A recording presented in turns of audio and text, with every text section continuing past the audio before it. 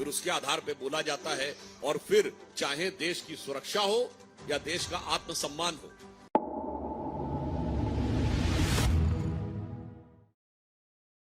राजधानी दिल्ली के राष्ट्रीय भाजपा कार्यालय में प्रेस को संबोधित करते हुए बीजेपी राष्ट्रीय प्रवक्ता सुधांशु त्रिवेदी ने बंगाल के संदेशखाली हिंसा के मुख्य अपराधी शाहजहां शेख की 57 दिनों बाद गिरफ्तारी को लेकर ममता सरकार पर आरोप लगाते हुए कहा कि बीजेपी से ममता ईडी और संविधान की बात करती है, मगर जब संदेशखाली के मुख्य आरोपी को गिरफ्तार करने में बंगाल पुलिस ने लापरवाही क्यों बरती। इसके साथ ही बीजेपी नेता शहजाद पूनेवाला और प्रेम शुक्ला ने भी बंगाल के संदेशखाली को लेकर ममता सरकार पर कई आरोप लगाए और कहा कि यह दिखाता है कि ममता सरकार किस तरह से अराजकता को बढ़ावा देती है।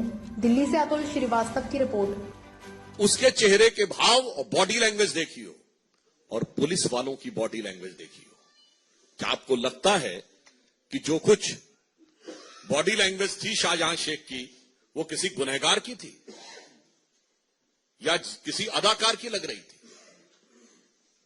जिस स्टाइल से वो चल रहा है और जिस ढंग से पुलिस वाले उसके पीछे चल रहे हैं, तो ऐसा प्रतीत होता है कि जैसे पुराने जमाने में कहा जाता था ना कि बा अदब बा मुलायजा होशियार शाहजहां साहब जलवा अफरोज हो रहे हैं।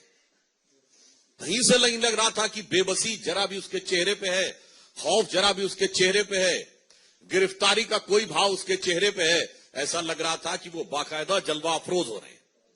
और उससे भी बड़ी बात, कभी पुलिस गिरफ्तार करती है तो आपने देखा है कि वो पुलिस आगे चलती है कि गिरफ्तार किया हुआ व्यक्ति आगे चलता है? पुलिस आगे चलती है। यहां तो ऐसा लग रहा था पुलिस एस्कॉर्ट कर रही है, क्योंकि शाहजहां शेख जिस धमक के साथ आगे चल रहा था और पुलिस वाले जिस ढंग से कंधे झुकाए हुए पीछे चल रहे थे, यह मैं इसलिए कह रहा हूं, यह संदेशखाली का संदेश पूरे भारत के लिए और पूरे समाज के लिए बहुत साफ है। उससे बड़ी आपत्ति हमारा साफ साफ पूछना यह है कि जिसको ममता जी ने फ्लोर ऑफ द हाउस पे डिफेंड किया, वो अचानक पुलिस के द्वारा एक लीगल प्रोटेक्शन देने के लिए, यानी अभी तक उसे सेकुलर प्रोटेक्शन प्राप्त था, अब उसे लीगल प्रोटेक्शन प्राप्त हुआ है। हम बहुत स्पष्ट रूप से पूछना चाहते हैं कि तृणमूल कांग्रेस और इंडी गठबंधन दोनों जवाब दें कि शाहजहां शेख जो विक्ट्री साइन दिखा रहा था, इसका क्या मतलब है? किस बात की विक्ट्री? महिलाओं के ऊपर अत्याचार, दमन, उत्पीड़न, बलात्कार के द्वारा उनकी जमीनें कब्जे जाने को विजय बताना, यह वही बात है। महिलाओं पर यातना और अत्याचार को विजय का प्रतीक बनाना, यह मध्यकालीन मुगलिया मानसिकता का प्रतीक है। और 21वीं सदी में शाहजहां शेख और ममता बनर्जी की सरकार उसी को आज एक रूप में सामने दिखाई दे रही है। इसलिए हम बहुत स्पष्ट रूप से पूछना चाहते हैं कि टेक्निकल सवाल हमारा यह है कि यदि ईडी के हमले के लिए पुलिस ने गिरफ्तार किया है तो ईडी को हैंडओवर क्यों नहीं कर रहे? सेकंड सवाल हमारा टेक्निकल यह है कि महिलाओं पे उत्पीड़न और बलात्कार की धाराएं क्यों नहीं लगाई गई? और तीसरा सवाल यह है कि जब कैमरे के सामने उसका इतना जलवा दिख रहा है तो जेल में वो किस जलाल के साथ रह रहा होगा या रहेगा, इसका हमें सहज अनुमान लगाया जा सकता है। और चौथा नैतिक और राजनीतिक सवाल यह है कि उस विक्ट्री साइन का क्या कहना है।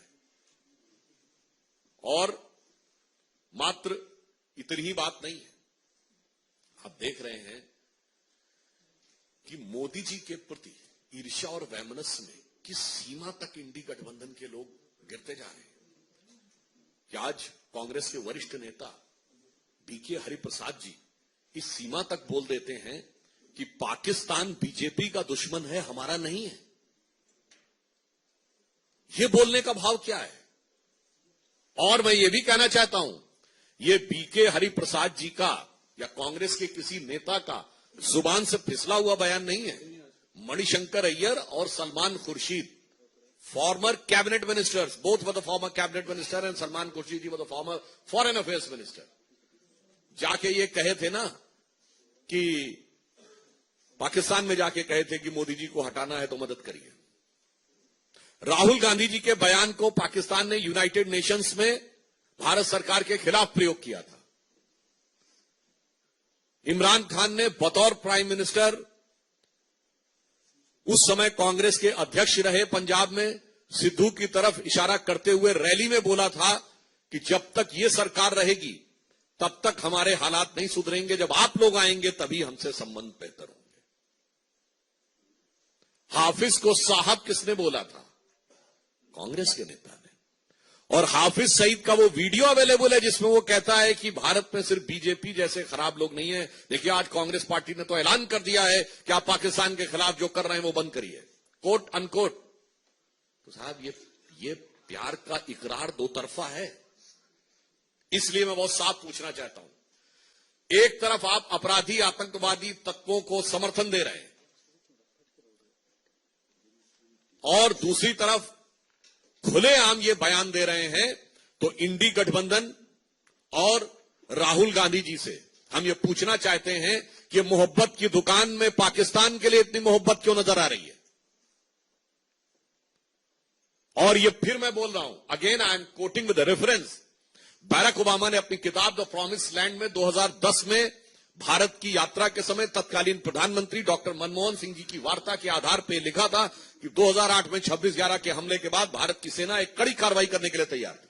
और उस समय रॉय आईबी के चीफ से जिन्होंने इस्तीफा भी दे दिया था इस बात पे, क्योंकि लगातार संकेत दिए गए थे कि ऐसा होने वाला है। परंतु उसके बावजूद ताज़ा खबरों से जुड़े रहने के लिए हमारे चैनल को सब्सक्राइब करें और बेल आइकन को दबाना ना भूलें ताकि हर खबर की नोटिफिकेशन आपको मिलती रहे।